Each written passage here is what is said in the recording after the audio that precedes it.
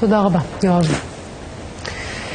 זה קרה לפני חודשיים בחיפה, בלב גל מקרה שוד בסניפי בנקים בארץ. 2 שודדים נכנסו עם אקדח ויצאו אחרי דקה וחצי עם 50,000 שקלים. כתב אישום הוגש נגד 4 מעורבים בשבוע שעבר.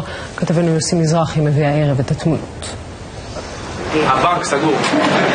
למה? שוד. 8:30 בבוקר סניף הבנק הבינלאומי בחיפה נפתח. כעבור 18 דקות מגיעים 2 שודדים רעולי פנים. אחד כבר מוכן עם שקית ביד, השני עם אקדח שלוף. בפנים בהלה. אחת הפקידות מתמוטטת, השאר מרימים ידיים. השודד מדלג בקלילות מעל הדלפק, דורש את הכסף במזומן. בזמן שחברו נשאר צמוד לכניסה, הוא מסביר באמצעות האקדח ללקוחות מזדמנים שכדאי להם לחזור בפעם אחרת. זה נורא, בטח זה מסוכן. בפנים הדרמה נמשכת. כדי להאיץ בפקיד יורה אחד השודדים 2 כדורים לכיוונו, ולמרבה המזל לא פוגע. כעבור 90 שניות בדיוק השניים יוצאים מהבנק לעבר רכבי המילוט השלל. 50,000 שקלים. הכסף נמצא? לא.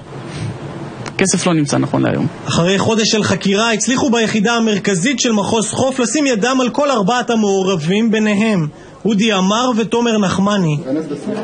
וכאן גילו החוקרים שיתוף פעולה עברייני מאוד מפתיע. לפני 2.5 הרג מומי נחמני מנשר את שחר אמר, צעיר בן 20.